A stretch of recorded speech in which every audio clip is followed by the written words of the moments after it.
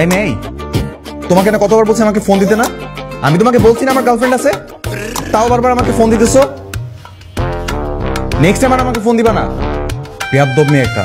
Phone রাখো। Sir, আমি কি আপনার প্রপোজাল অ্যাকসেপ্ট করেছি? না। তাহলে কেন বললেন যে আমি আপনার গার্লফ্রেন্ড? আমি কি তোমার কথা বলছি নাকি? আমার অ্যাকচুয়ালি গার্লফ্রেন্ড আছে, আমি তার কথা বলছি। আমার গার্লফ্রেন্ড আছে? কে? ওইটা তোমার না জানলেও চলবে। ও তো শুধু আমার ওয়ালপেপার আর এখানে থাকে।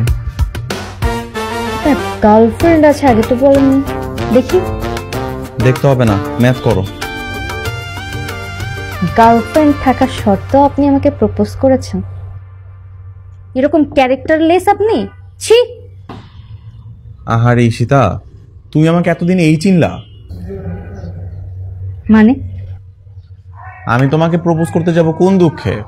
তোমার মা বাবা আমাকে বলেছিল তোমাকে প্রপোজ করার জন্য, তারা আমাকে এটাও বলেছিল স্যালারি ডাবল করে পে করবে। তার জন্য কয়েকটা দিন আমি চেষ্টা করেছিলাম। শেষ পর্যন্ত আমার নিজের বাবা মা আমার জীবনটা ধ্বংস করার জন্য আপনার হাতে তুলে দিছিল। তো কি করবে? তোমার নিজেকে আহামরি সুন্দরী মনে হয়? তুমি তো দেখতে একটা ঢেঁড়সের মতো। কোনো পাগলও তোমাকে গার্লফ্রেন্ড বানাবে না। আর আমার গার্লফ্রেন্ড দেখতে যেই সুন্দরী, তোমার থেকে হাজার গুণে সুন্দরী। ওরে দেখলে তোমার চোখ নষ্ট হয়ে যাবে, বুঝছো? লাগবে না, আমি দেখতেও চাই না। ম্যাথ করো।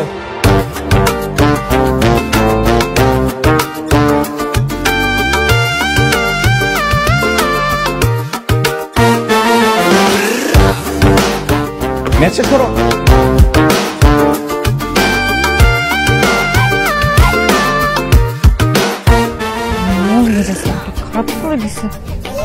এই এই দেখ তো, আমি কি দেখতে অসুন্দর?